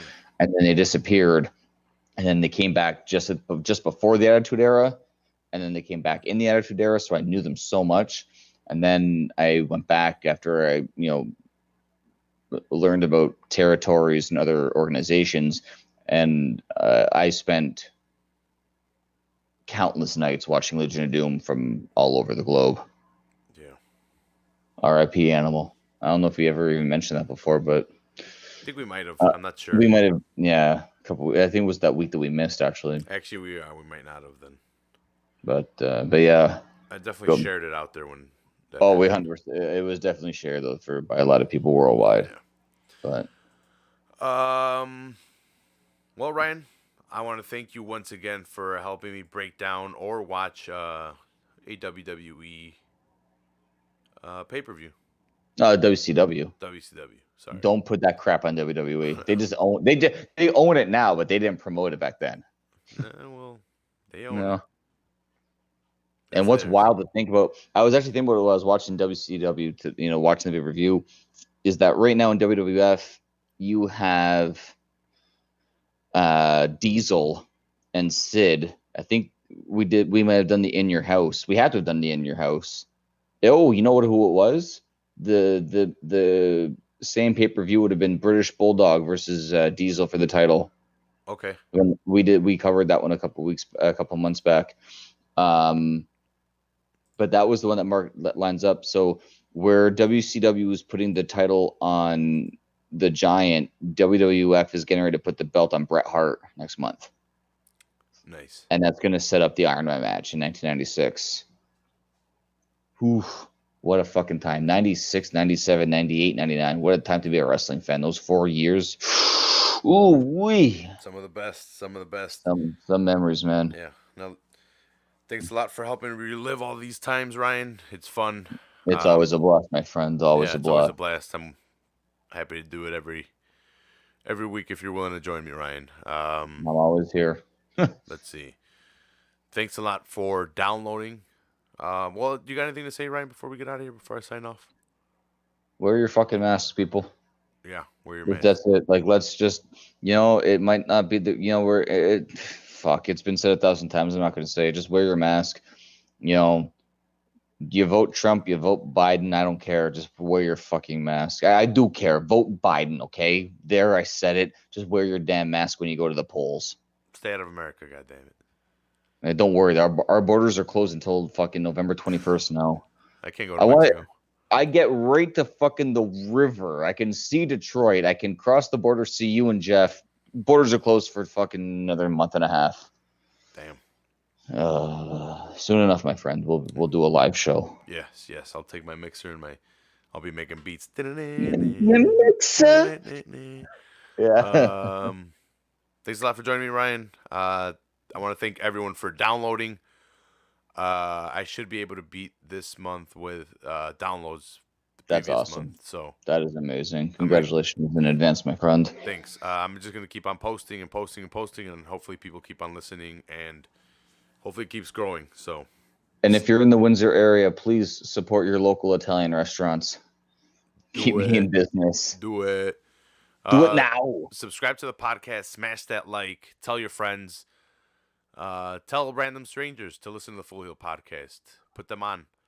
Last episode for the Fight Companion, we went 4.5 hours. It was a long one. Oh, yeah. Smoked like 6 blunts. Yeah. Check it out. How many blunts do you think Ortega smoked after he smoked Korean Zombie? A bunch. Oh, didn't recognize him with the shaved head. Yeah, he looked a little weird, but don't. Never mind. Make sure you tune into the Full Heel podcast this Saturday because there's no way in hell Raph is missing.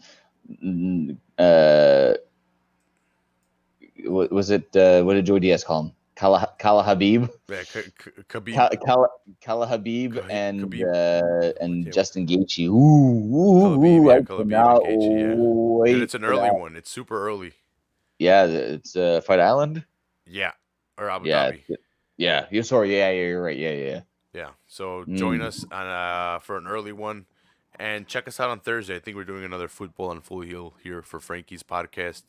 They're going to be talking about what's going on in the world of soccer, football, not American football, soccer. Ronaldo may or may not have coronas.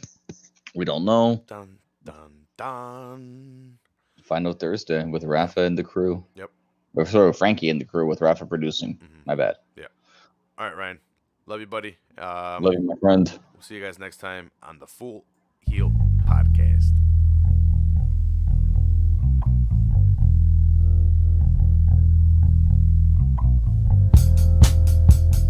The Yeti.